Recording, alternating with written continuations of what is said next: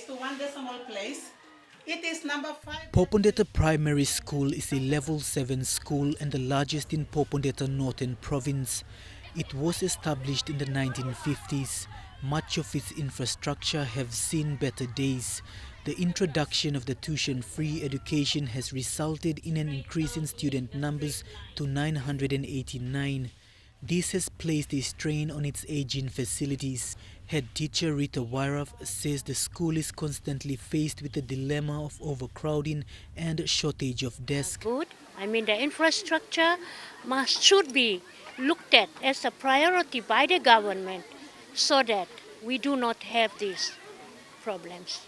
We are continuing to have problems with infrastructure because the money that has been given is purely for the students' learning, their basic material. How about the infrastructure part of it? How are we going to get our teachers' houses maintained and all that? Currently, the school and its teachers these are colonial houses, and we don't have the money in place that has been budgeted for from apart from what the government is giving. And this money that the students have been told to pay is not forthcoming. This year it received its first part of its subsidy of 109,000 kina, but it's not enough, she says. Staff numbers have decreased to 26, making it difficult for teachers to give their best to students. One teacher is attending to 45 to 50 students in a class. One area is because of the ratio that is involved. Teachers need to look at every student's performance and know what the child is doing in the class. And so we can be able to assist each child.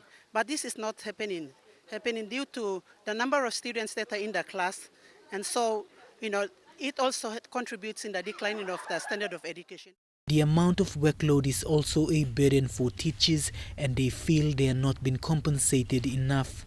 There is so much that we do, and our pay, especially with the pay for teachers to the standard of living now, it is very, very competitive, and we cannot live with what we earn to the next coming payday. What we are paid for, the work that we are doing, is less compared to the workload.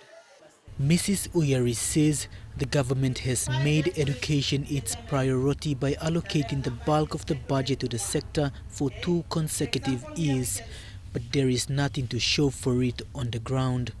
Mickey Cavera, National MTV News.